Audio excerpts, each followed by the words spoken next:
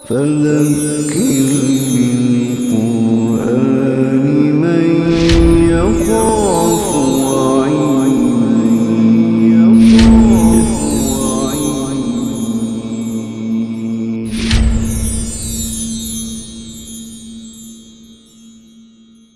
بسم اللہ الرحمن الرحیم۔ اذا جاء نصر اللہ والفتح، یہ سورہ نصر ہے کہ جب اللہ کی مدد آ جائے اور فتح نصیب ہو جائے۔ وَرَأَيْتَ النَّاسَ يَدْخُلُونَ فِي دِينِ اللَّهِ أَفْوَاجًا، اور تم دیکھ لو لوگوں کو فوج در فوج اللہ کے دین میں داخل ہوتے ہوئے۔ فَسَبِّحْ بِحَمْدِ رَبِّكَ وَاسْتَغْفِرْهُ، تو اپنے رب کی حمد کی تسبیح کرنا، وَاسْتَغْفِرْهُ، اور اس سے بخشش مانگنا۔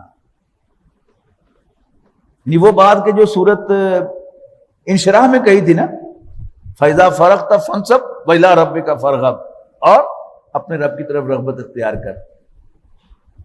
یعنی جو پرانا رواج کیا تھا کہ جب ایک آدمی 60 سال کو پہنچ کر ریٹائر ہو جاتا تھا تو پھر یہ سمجھا جاتا تھا کہ اس نے دنیا کا جو کام کرنا تھا کر لیا، اب وہ اللہ اللہ کرے۔ یہ تو کیا کہوں، اللہ بھلا کرے پرائیویٹ سیکٹر کا، یا اللہ ستیہ ناش کرے پرائیویٹ سیکٹر کا، کہ جس نے تو مرا ہوا ہاتھی جو ہے 1.25 لاکھ کا بنا دیا۔ کہ کوئی گورنمنٹ سروس سے ریٹائر ہوتا ہے تو اس کو اس سے زیادہ تنخواہ جو ہے پرائیویٹ سیکٹر آفر کرتا ہے کہ تم ہمارے پاس آ جاؤ، اور حاصل پھر وہی کیا ہے کہ جو ریٹائرمنٹ کے بعد اللہ اللہ کرنے کا وقت تھا وہ بھی گیا۔ انا للہ و انا الیہ راجعون۔ تو جب اللہ کی مدد آ جائے اور فتح نصیب ہو جائے اور تم لوگوں کو فوج در فوج دین میں داخل ہوتے دیکھ لو، تو اپنے رب کی حمد کی تسبیح کرنا اور اس سے بخشش مانگنا، اللہ اللہ کرنا، توبہ استغفار کرنا۔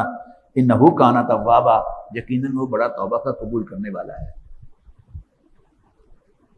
حضرت عبداللہ ابن عباس نے بیان کیا تھا نا کہ اچھا جب حضرت عمر نے اپنی شورا میں پوچھا کہ اس میں کیا خاص بات ہے،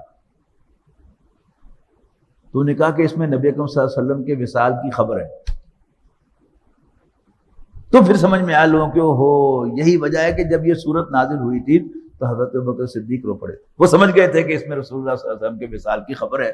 پتہ تو سب کو ہے کہ جو انسان ہے اس نے جانا ہے، لیکن انسان بعض اوقات یعنی غافل ہوتا ہے اس چیز سے کہ جیسے اس کو موت نہیں آنی۔